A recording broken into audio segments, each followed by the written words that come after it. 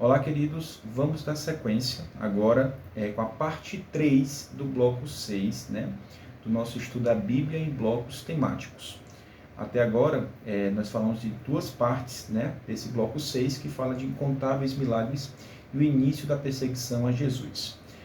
A parte 1, nós falamos alguns versos de Marcos capítulo 8 e Mateus capítulo 12. A parte 2, nós falamos de João capítulo 5. E hoje, na parte 3, vamos falar de João capítulo 6. Ainda dentro desse bloco, nós vamos chegar até João capítulo 10, para nós passarmos para o próximo bloco, bloco 7. Tá bom? Sobre João capítulo 6, que é um capítulo bem extenso, 71 versos e muito profundo, vou tentar aqui perpassar pelas principais partes, tá bom? Então, é um capítulo muito lindo, ainda falando sobre os milagres de Jesus, ainda falando sobre as perseguições que Jesus sofreu, e hoje falando dos principais milagres, os mais conhecidos milagres, né, que é a multiplicação dos pães, né? Então, já no verso 1, a gente vai ver que Jesus, como a gente parou no último capítulo, agora ele voltando de Jerusalém, ele volta à região ali da Galileia, de Nazaré, Cafarnaum, onde ele cresceu, né? Fica mais ao norte, na região de Israel, ali próximo ao mar da Galileia. Na verdade era um lago, o lago de Tiberíades, mas como eles não conheciam o mar na região ali, eles chamavam de mar, mas na verdade é um lago que dá para conhecer, muito belo, né? Bem grande também. Então no verso 1 já fala assim: passado algum tempo, Jesus foi para a outra margem do mar da Galileia, que é o mar de Tiberíades, né? Em homenagem a Tibério César, que era o imperador romano da época que Jesus viveu, tá bom? Então, uma grande multidão o seguiu, porque tinha visto os sinais que ele realizava nos enfermos. Guardem essa palavra sinais, sinal. João prefere usar o nome sinal em vez de milagres, para a gente entender o porquê disso daqui a pouco, né? Quando a gente vai lá para o verso 5 ao verso 10, a gente vê que essa multidão se assentou ali ao redor de Jesus. No verso 5 fala assim: Jesus ergueu os olhos e, vendo uma grande multidão que vinha em sua direção, disse a Filipe: onde compraremos pães para lhe dar de comer? Então ele testa a fé de Filipe, dos discípulos, dos apóstolos, né? Para poder, o que é que a gente vai fazer com tanta gente? Já está ficando tarde, eles há dias estão atrás da gente, assim, encaminhando no deserto, sem ter o que comer, né? E aí, no verso 6, Filipe fala, no verso 6 explica, né, que Jesus disse apenas para provar, né? Pois ele bem sabia o que ia fazer. E no verso 7, Filipe responde, né? 200 denários não seriam suficientes para que cada um recebesse um pequeno pedaço de pão. No verso 8, um de seus discípulos, André, irmão de Simão Pedro, disse a Jesus, e aí? Há um rapaz com 5 pães de cevada e 2 pequenos peixes.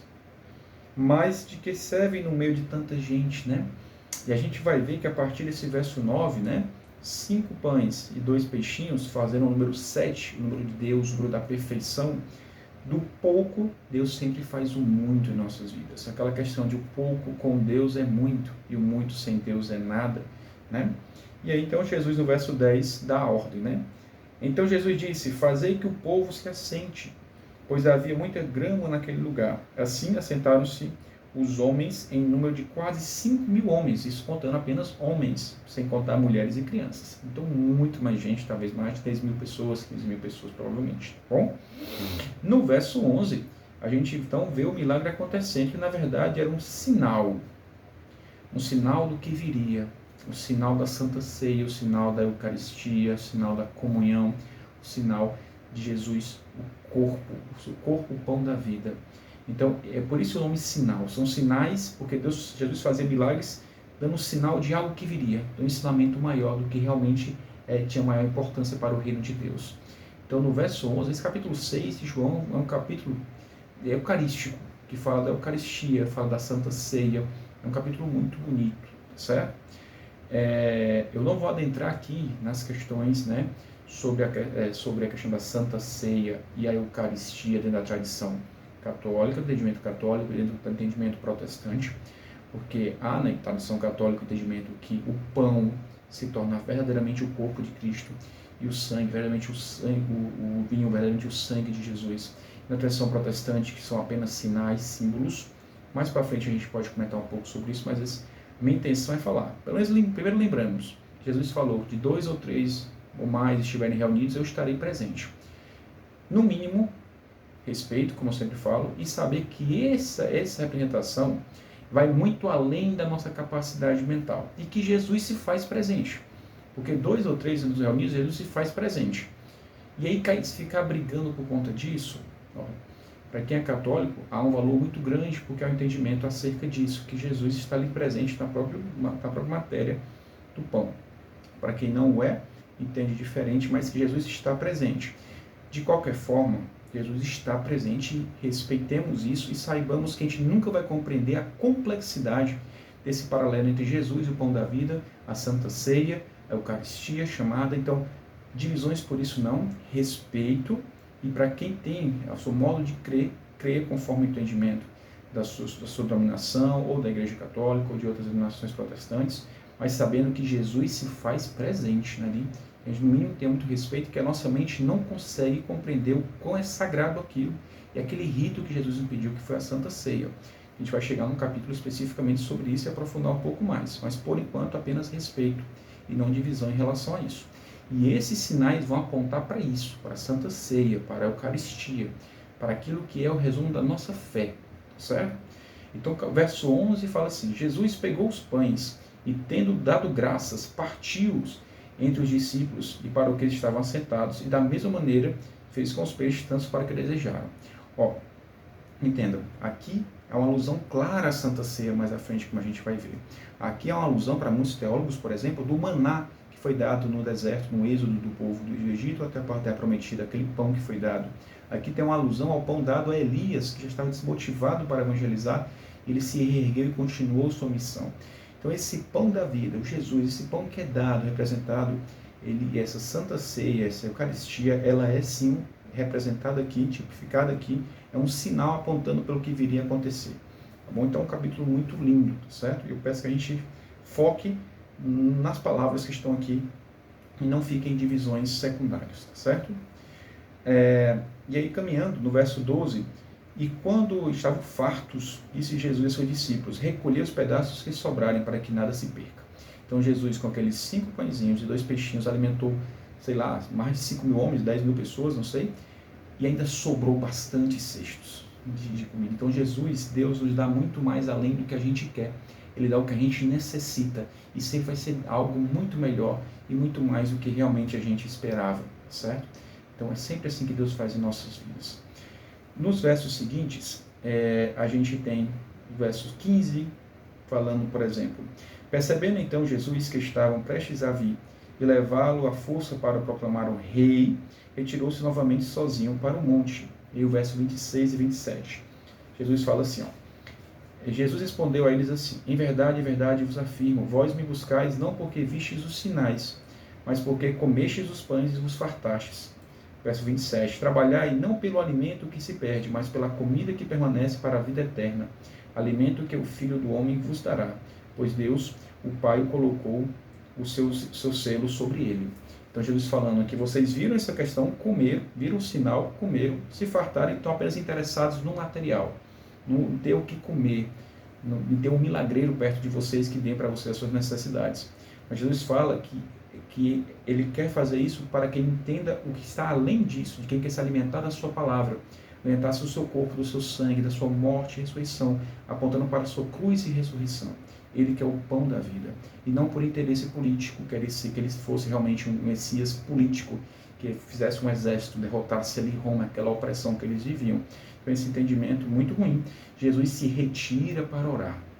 Quando ele viu que o pessoal estava querendo ali pegar ele, botar ele como rei e sair em rebelião, Jesus se retira para orar, para não cair no orgulho de querer fazer logo um movimento como esse, que ele poderia fazer, ele tinha poder para fazer isso, mas se retira para não cair no orgulho e vai orar, que era um hábito de Jesus. Sempre se retirar para orar, sempre se preparar em oração, passava noites orando, o hábito de orar, até Jesus o tinha, imagine nós como precisamos, certo? E aí vamos caminhar, o verso 16 a 21, fala um pouco daquela passagem, verso 16 a 21, que os discípulos atravessam, então, o mar da Galileia, Jesus não vai com eles, que ele havia se retirado, e o mar estava muito revolto, né? Eles observam vindo Jesus caminhando sobre as águas, né? E aí, se você pegar, no caso aqui, João não está tão completo essa passagem, se a gente for, por exemplo, para Mateus, capítulo 14. Vão até lá, Mateus 14, 23 a 33, a gente vê a passagem mais completa, inclusive Pedro falando, né? Eles pensam que ali é um fantasma, se assustam, e Jesus fala, sou eu, não tenho medo, né? E Pedro fala, se és tu, Senhor, peça que eu vá até o Senhor caminhando sobre as águas. E Jesus autoriza e Pedro vai caminhando sobre as águas, né? Vejam isso em Mateus capítulo 14, 23 para frente. E Pedro tem essa prova de fé, e ele vai como Abraão foi chamado, do nada, vai até a terra prometida e começa o povo, ele foi, apenas acreditou na fé. Contudo, com os medos, com os problemas da vida, nós deixamos de focar em Jesus. Quando Pedro deixa de focar em Jesus, ele começa a afundar.